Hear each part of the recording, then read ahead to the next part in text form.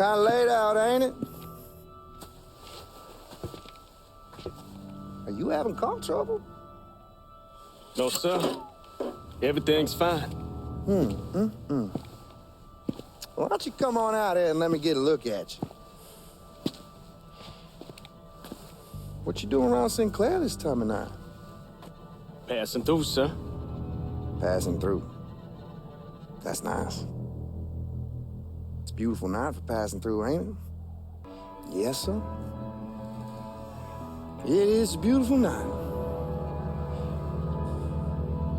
Don't let me keep it.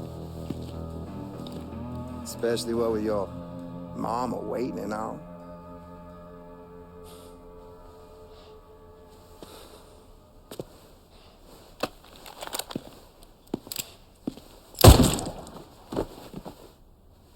Stuff like this very much happened. Sundown towns existed. Now, what was a sundown town? A sundown town was a town where if you went to this town and you were black, they were directed mostly at black people, but also anybody that was not white. So there was towns that were also directed against Japanese Americans as well. Sometimes these towns had signs, but a lot of times these towns didn't have signs. There wasn't a specific law written on the books, but people knew socially that they were sundown towns. And what a sundown town basically was is if you were not white, and you walked into these sundown towns, people would get very aggressive with you, they would threaten you, and the police would tell you, if you stay here after dark, we cannot guarantee your safety. And if you stayed there after dark, mobs of people would beat you up, they would attack you, possibly kill you, and a lot of times the police would either sit on the sidelines or they would engage in this and attack you themselves.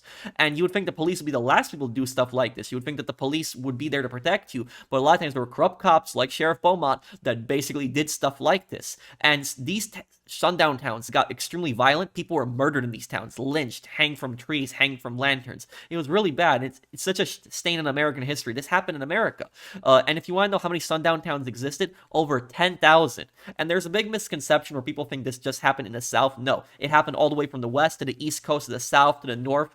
It happened in the New York as well, even all the way up to Maine. Levittown, for example, town in New York, that town was built specifically for World War II veterans that were, purchasing homes, but only for white World War II veterans. Now, what finally ended the sundown towns? How did it end? Well, it was the Civil Rights Act of 1964, and then the Fair Housing Act of 1968, which stopped these sundown towns from discriminating against people trying to buy property. But what finally ended them, really, the biggest damage to the sundown towns, what finally ended them, was society as a whole. The next generation of kids growing up, society changed. And a lot of society, they realized that racism was wrong. Doing stuff like this was wrong. And they didn't do the same mistakes that their parents did. And so that's what finally ended the sundown towns, when society changed.